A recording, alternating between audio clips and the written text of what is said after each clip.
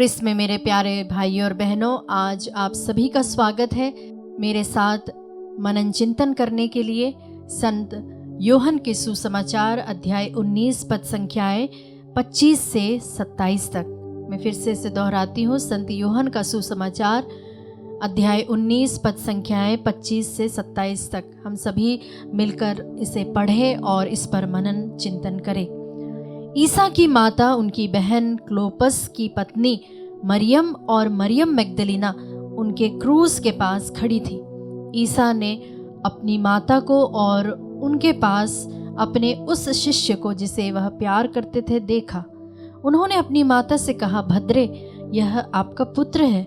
इसके बाद उन्होंने उस शिष्य से कहा, यह तुम्हारी माता है। उस समय से उस शिष्य ने उसे अपने यहाँ आश्रय दिया। प्रभु का पवित्र सुसमाचार। हे क्रिस्त, तेरी स्तुति हो। प्यारे विश्वासियों, आज के इन वचनों में एक बहुत ही मार्मिक और गहरे अंश पर हम मनन चिंतन करने वाले हैं। यह वह अंश है जब हमारे प्रभु यीशु मसीह क्रूस पर अपनी अंतिम सांसें ले रहे थे और उन्होंने अपनी माता मरियम और प्रिय शिष्य संत योहन के लिए एक गहरा संदेश दिया।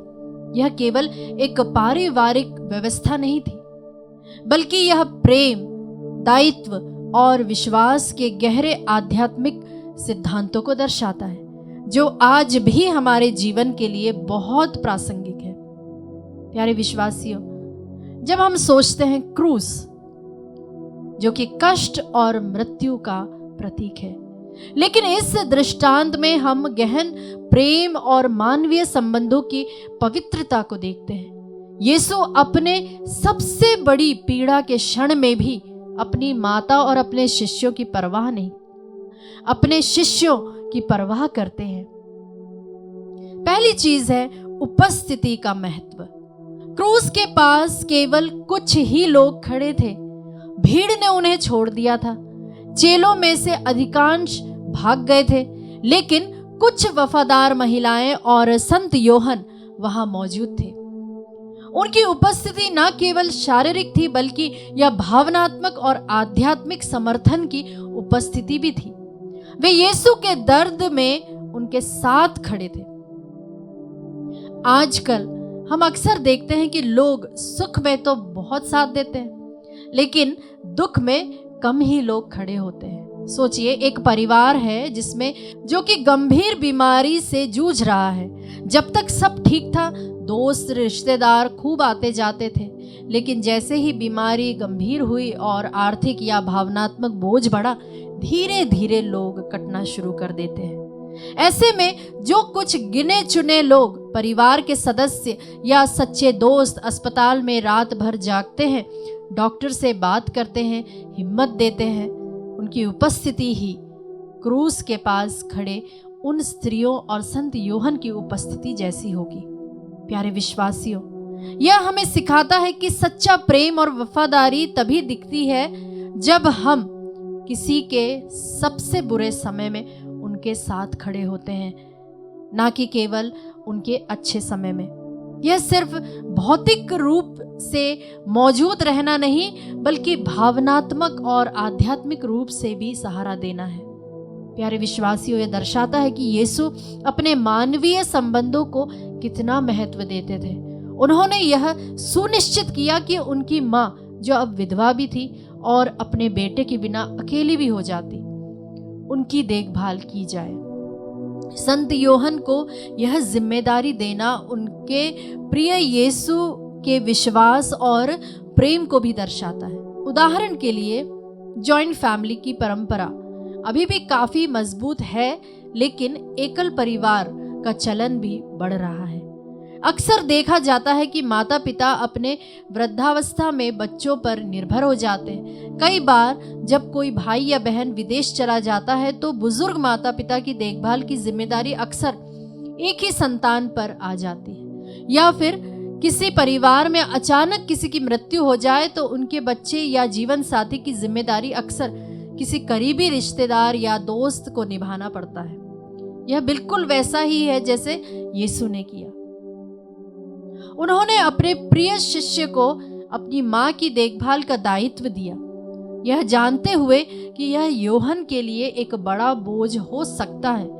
यह हमें सिखाता है कि हमारे रिश्ते केवल भावनात्मक नहीं होने चाहिए, बल्कि उनमें दायित्व और जिम्मेदारी भी शामिल होनी चाहिए।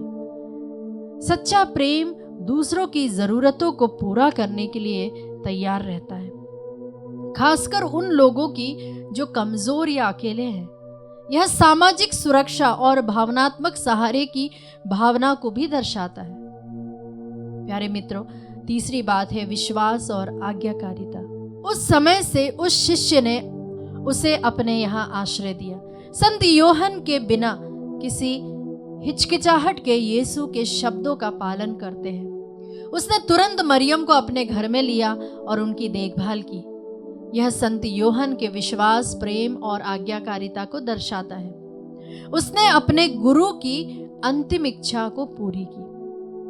प्यारे विश्वासियों, आज के भागदौड़ भरी जिंदगी में जहां हर कोई अपने करियर या फिर व्यक्तिगत आकांक्षाओं पर केंद्रित है, दूसरों के लिए समय निकालना और उनकी जिम्मेदारी लेना मुश्किल हो सकता है। मान लीजिए पड़ोस में एक मोहल्ले में कोई बुजुर्ग पड़ोसी है जो अकेले रहते हैं और जिन्हें मदद की जरूरत है।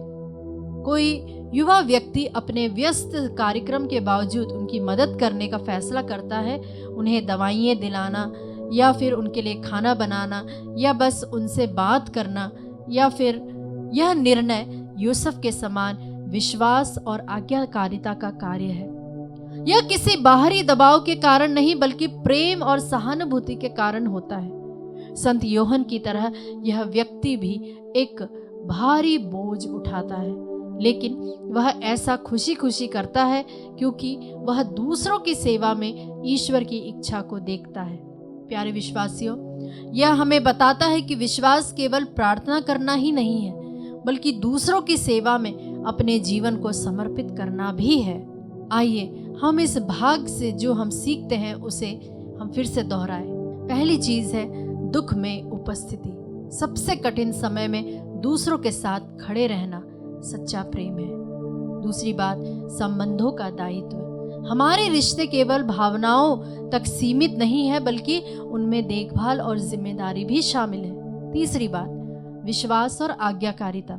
ईश्वर की इच्छा का पालन करना, भले ही वह कठिन लगे, हमारे विश्वास का प्रमाण है। और चौथी बात, अंतिम क्षणों का प्रेम।